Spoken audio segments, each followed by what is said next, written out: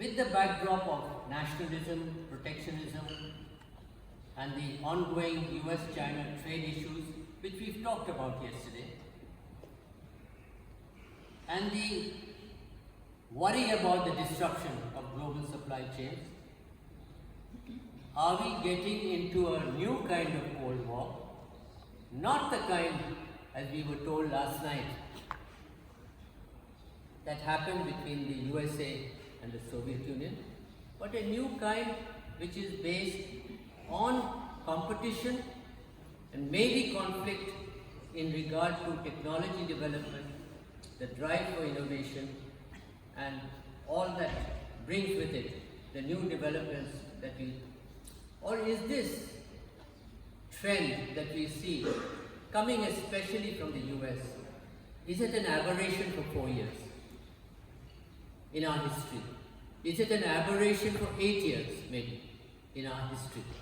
Will we see the US looking or re-looking at this whole process in a different way once this time is over? But in this time, we are experiencing pain. Everybody is experiencing pain because especially Asian countries are very much involved in the global supply chain involving the US and China. So pain is not bilateral only. Pain has become multilateral.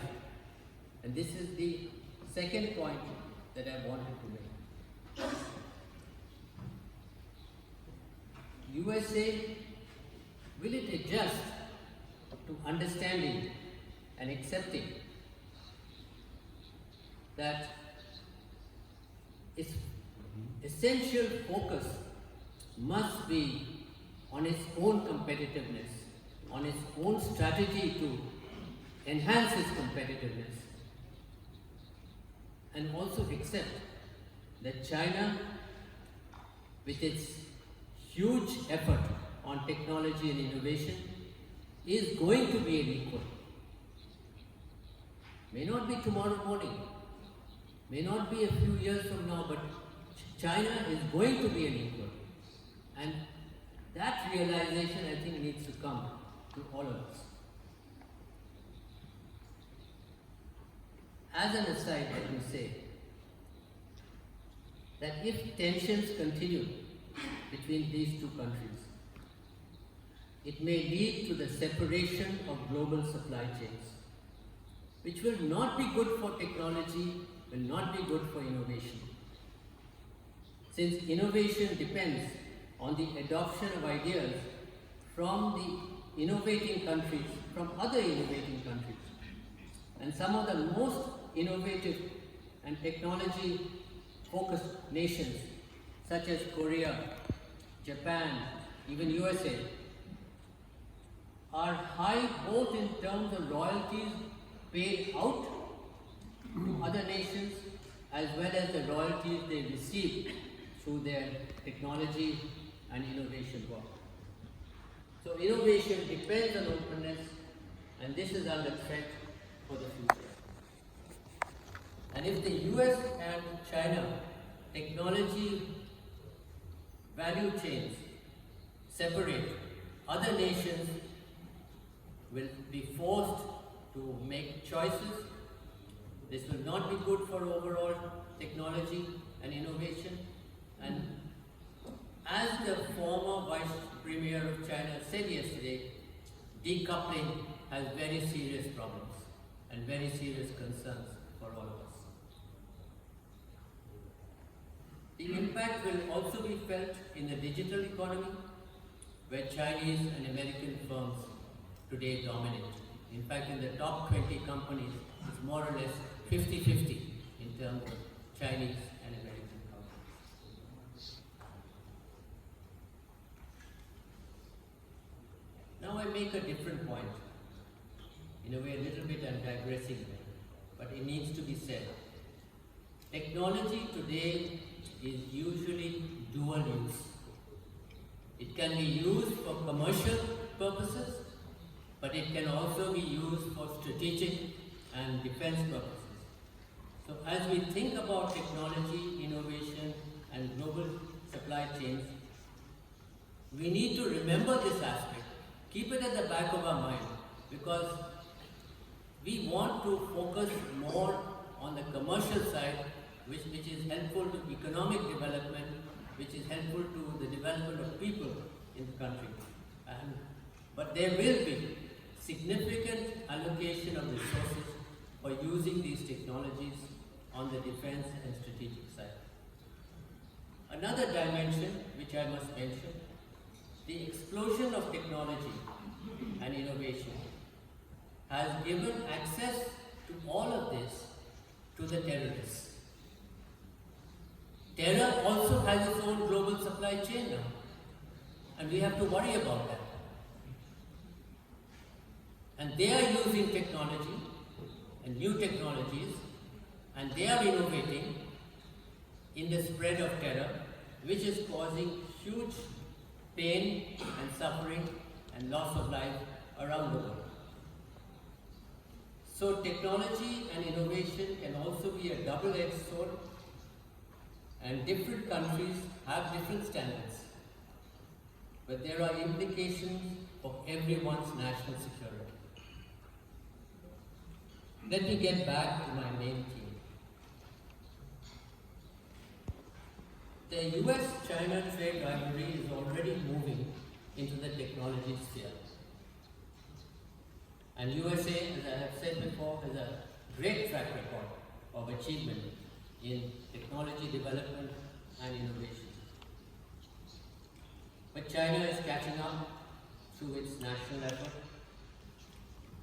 The sharing of global leadership in technology and innovation is likely to become a reality, even though China may experience short-term pain because of the developments which we are seeing over the last few years. But I believe that in the medium and long term, the process that China is on will take China forward in a very strong way. And China has no choice but to ramp up its innovation capacity, so as not to be dependent on anyone else, and certainly not the US or the West. And we in India feel the same way. With our technical talent which we have, we are focusing more and more on developing our own technology, on our innovation, and we are lucky that we have 600 to 700 million young people who are leading an entrepreneurial explosion using new technologies. They are going in for startups, they are innovating, and there's a different breed of people, even in India. So we understand, sitting in India, how China feels about developing its own capability, its own strength in this area. We are open to partnership, but we do want to be independent. We don't want to be dependent on others. The other problem that is going to come is that USA, which is putting pressure on other countries not to buy or use Chinese advanced technology, USA will not succeed in this. I believe that starting with USA's own European allies, nations will look to China for the technologies that China has developed and China is offering to the world. This will be also a new reality, because in the past we were dependent on the West for technology. Today and tomorrow, for the first time, we will have an alternative source of advanced technology, and that will be China.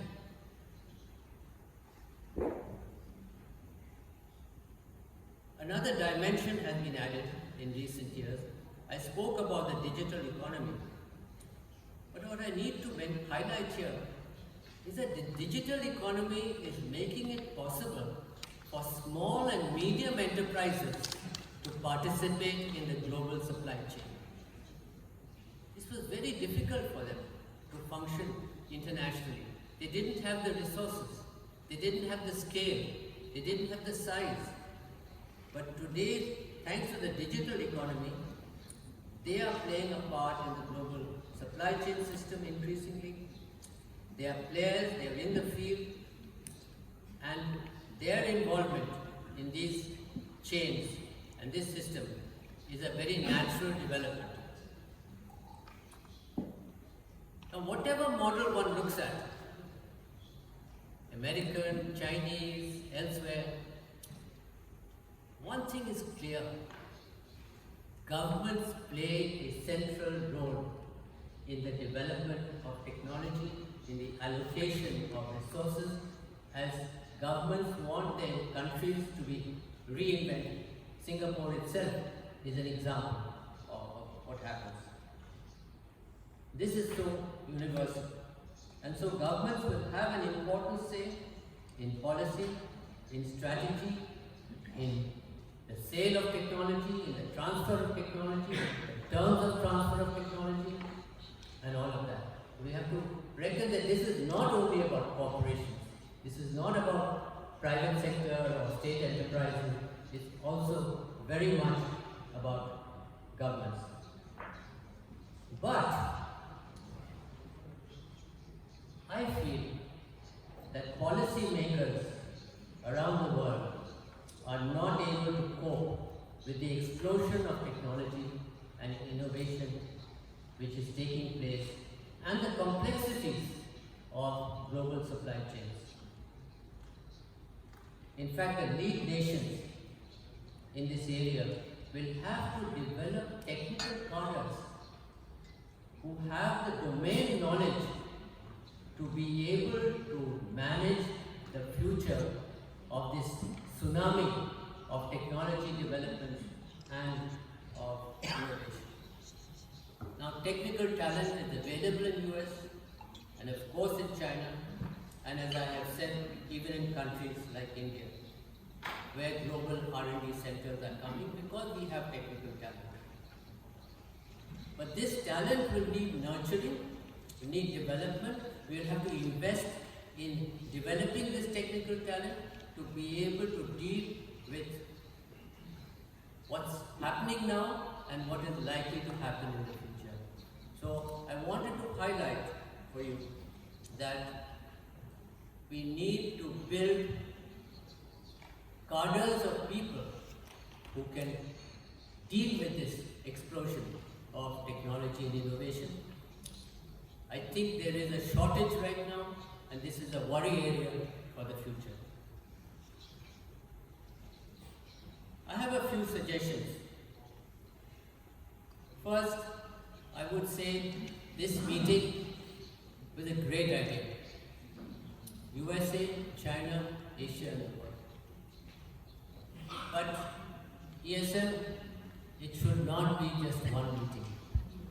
It's a beginning. It must be part of a process. And sometimes when two giants are not able to communicate directly, maybe a catalyst, a smaller group of people can help the process of dialogue, because we need to avoid future catastrophe. We need to keep going in a sensible, stable way as a world. We have avoided major conflicts in the world for many decades now, and we need to think about the implications of technology development and innovations, and the plus side and the minus side. So what are the choices before USA and China? Compete, that's one choice, and of course they will compete. Conflict, that we must try to avoid. And collaborate, that's the third choice.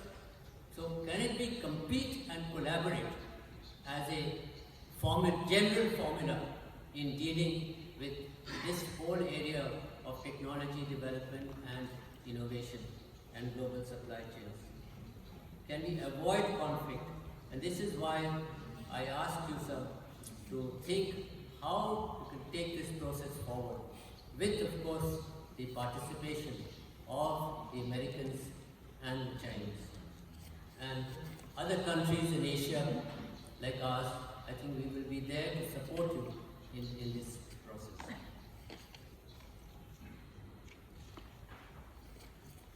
Many Asian countries are impacted, and we will be impacted even more if these difficulties between these two countries continue the way they are.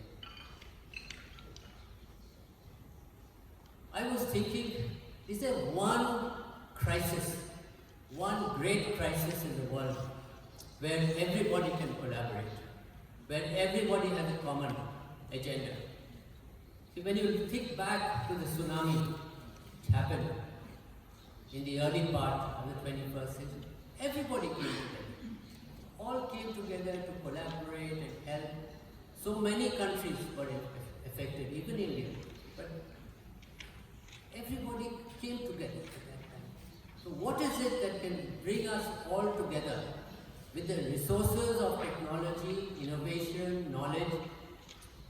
And I see one overriding crisis in the world. That's the climate change crisis. I call it the CCC, the triple C crisis. We are all affected. Our families are affected, our children are affected, our grandchildren will be affected, and people have said to me, some experts, that we don't have another 100 years for this world if we go on like this. So could this be one focal area where US, China can come together with others to apply the technologies which they are developing, the innovation capability which they have to address this? I just leave this as a thought. We are in a new world. We are in a world of technology and innovation moving, as I said, at very high speed. And to repeat, USA and China are the leaders. And that's why we are in this room. In ESM's words yesterday, can there be moderation? Can we all follow a path of moderation? And in the words of our respected Chinese co-chair, can we avoid decoupling? Because the cost of decoupling will be huge for everybody. So I take the words of both of you, which you spoke yesterday, and which made an impact on, I think, everybody here, so that we can carry on this dialogue. Singapore may be small, but it can play a very important part in rebuilding trust. In building trust, in rebuilding trust, because you are not a threat to anyone. So you are actually a friend to everyone. And we certainly in India see you as a friend, and we listen to you because you talk sense to us, you are very practical, and you are all the time looking ahead as to what is the right thing. The rules of the past were framed by the West. The rules of the future have to be framed by the East and the West. Together, so that we have a shared future and a good future. Asia must, in its own self-interest, and in the interest of China, USA, and the world, get into the game, make a difference through dialogue, rebuild communications, and rebuild an atmosphere of collaboration and partnership, even though it looks difficult today, even between the USA and China. Thank you very much.